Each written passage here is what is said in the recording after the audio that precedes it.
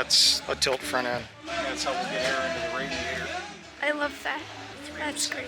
I love it. I've had it for about 6 years now. You want to see the engine?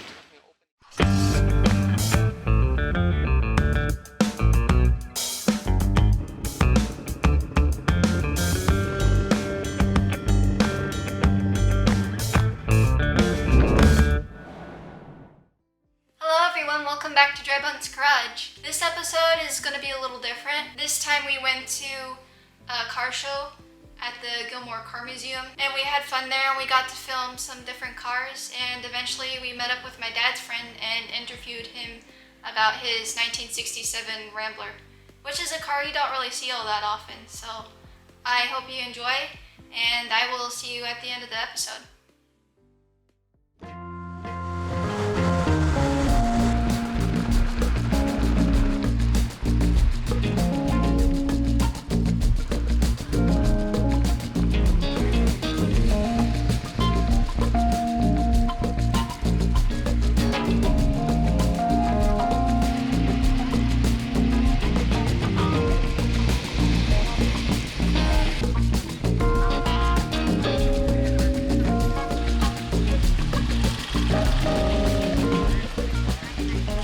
What? Is that about the color you were talking about?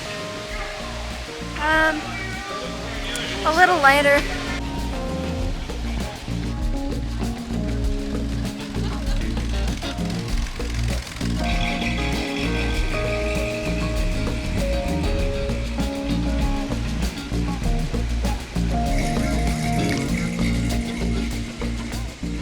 This car is really small.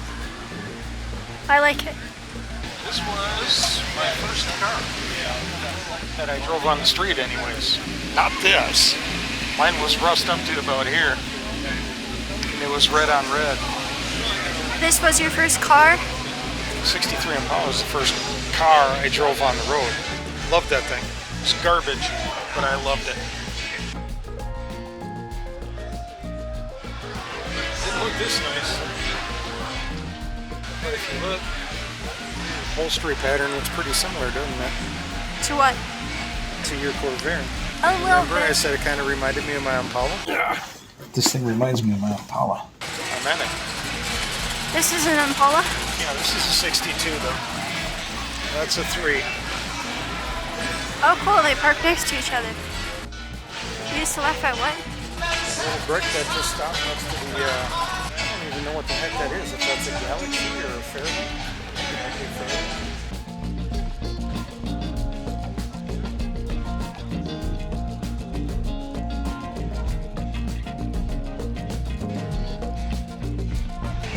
It's weird how there's like so much space and it's just a little engine. It used to be a lot roomier back in the day. So it's pretty clean.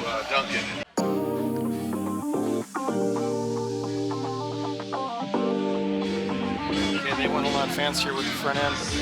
When I was talking about, wanting to do a tilt front end on your car and make it into a gasser, that's a tilt front end. Oh, cool. Yeah, your grandpa had one of those on his 57.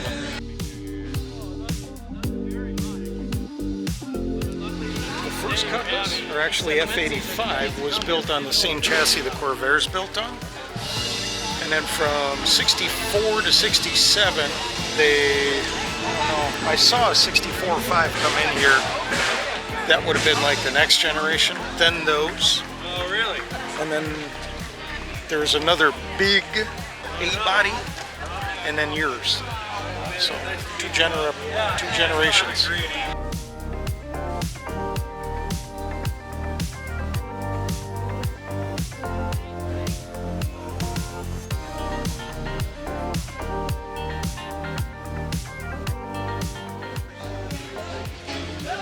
Something like this, but we'll open up that pocket in between the frame rails. That's how we'll get air into the radiator. I just don't know how we're going to get the hot air evacuated yet without being obvious. This is what we should be doing with your car. This is what we should be doing with our car? With your car, yes. It's pretty far gone. It's kind of the idea, just have some fun with it. Don't see many of those anymore. No, used to see them on a lot of jet boats. I love that. That's great.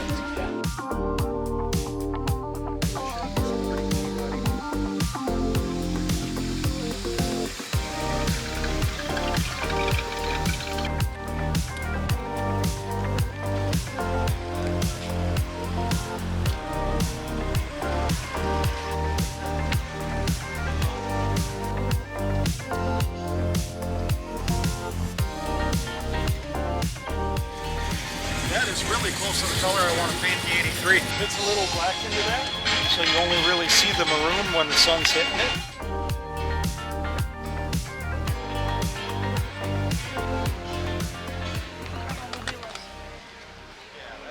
Hello everyone, we're currently at the Gilmore Museum, the Gilmore Car Museum, at one of their weekly events, and today I'm going to be talking to my dad's friend. Keith, Yeah. we work together. Worked with Chad for a couple years now. And I'm gonna be asking him some questions about Sure. his Yeah. Rambler. What year is it? It's a 1967 AMC Rambler. It's got a 199 inline 6 engine. Not a lot of power, but it does do pretty good on gas. I found it in Detroit.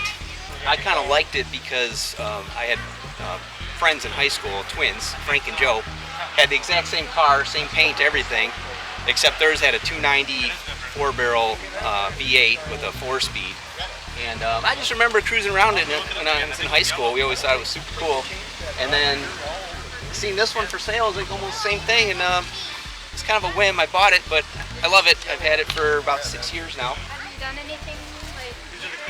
Yeah, so when I found it, it was pretty much in this shape. It has under 30,000 miles, original miles. And the only thing I really changed was the tires and rims. It had the old bias ply tires and the big hubcaps, you know, which they looked cool, but the car handles much better with radial tires and gives it a more sporty look, I think, with the sportier rims on it. But other than that, I haven't done anything except tune it up, keep it running, you know, nice, and change oil. Have you learned anything like new about cars? Yeah, modern traffic moves pretty quick, and this has, you know, drum brakes and not a whole lot of horsepower. So you got to give people, you know, stay back, give yourself more resistance to stop, and you know, people are always in a rush. So I just let them go by me, and I cruise around and enjoy the moment, you know, and not rush through anything. But as far as maintenance-wise, you want to see the engine? As you can see, it's super simplistic. So doing maintenance on this thing is, you know, as easy as it can get. So as far as learning anything about maintaining old cars or anything like that, I can't really say I have. It's, you know, like I said, it's pretty simplistic. So, and pretty reliable. You know, knock on wood, it's never broke down on me, and I've taken it all over Michigan, and had a lot of family cruises to get ice cream and things like that. So it's been a lot of fun owning it. What's your favorite recollection since you've had it? I like cruising along with the family and listening to old music. I usually don't play it on the AM radio. That does work, but I have just a Bluetooth speaker that I'll play in there and cruise down the highway, family, and yeah, it's kind of a stress reliever for me. I really like the way an old car rides. So, not any specific moment. Like we drove it to Detroit for the Dream Cruise one time. That was a fun weekend. Car ran perfectly all the way there and back. Not a trailer car. I drove it everywhere. So that was a nice memory. Is there any like special perks you like about it? Yeah, I guess the only perk is that it's the only one I've seen in Michigan. I don't think I've even seen another Rambler other than when I went to the Detroit Dream Cruise. There was the SC Rambler. I got to see one of those in real life. It's the 390 V8 with a 4-speed. It was the A scheme. Maybe we can clip in a picture of what one of those look like to show everybody. But yeah, those are super cool cars, I think. But other than that, I like you know, it's the only one around. It's not another Mustang or Camaro or something. So I get a lot of people wondering what it is and ask questions about it. So I like talking to people about the history of the car, what American Motors used to be. So I do like that. Get that nice Chevelle comment? Yeah, a lot of Chevy Novas or what is it, a Valiant. Sometimes they think that, but some people get it right. There's some AMC fans still out there, so. Ever have any real headaches or challenges since having this stuff? Parts are, I think they're actually getting better now that I'm getting better at finding the different clubs, because there's a lot of AMC clubs out there and a lot of resources. But when I first got it, I had a really hard time sourcing parts for it. Like I said, it hasn't really broke down at me, but I did have to rebuild the fuel pump one time. The car was still running, but the pump was just sputtering along. And finding parts to do that was kind of tricky at first. But now that I got all these different resources and know people, it's gotten a lot better. Nice. Yeah. You want to take us around the car and show us? Yeah. You know, it was a economy car, so there's not a whole lot to show off, I guess. But you know, it is really clean and it rides great. They called it the Kenosha Cadillac. Okay. You know, built in Kenosha, Wisconsin. I can fit 6 people in it comfortably, and you know, off the record, I've had more than that in a parade before. It's got plenty of trunk space. There's not a whole lot of, you know, performance stuff I can talk about or anything like that. It's just a nice cruiser, and like I said, it's been really reliable. Yeah, just all around nice ride. And I got, you know, 3 kids and the wife. We can all, you know, fit in that thing and go for a cruise. So very nice. yeah, I don't know if it's interesting to everybody, but I do have another one just like it. When I bought this one, I was kind of went overboard and decided to buy another one to use as a parts car.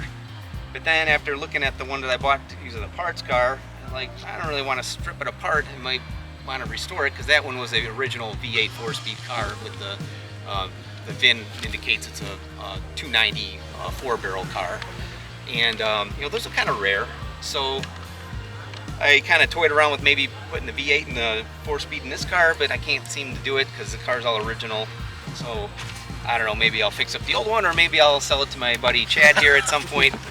I don't know where life's going to take me. Right now, it's you know, 3 kids and soccer games and stuff like that, so I don't get a lot of time for myself. But Life is life. but I do enjoy the cars and talking about them and driving them. Someday I'll have more time for that stuff.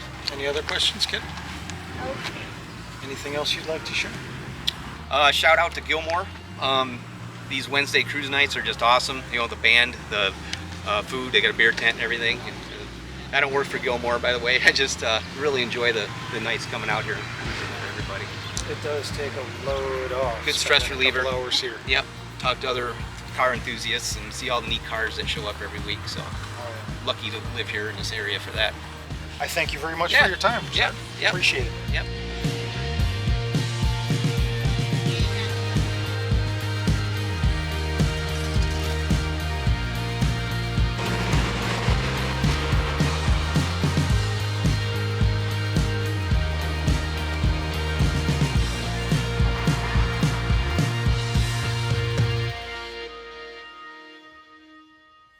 Well, that's about it. I hope you enjoyed this episode. If you did, then please give us a like, and if you want to see more from us, please don't forget to press the subscribe button. I hope you all have a beautiful day and a beautiful rest of your week, and I'll see you later. Bye!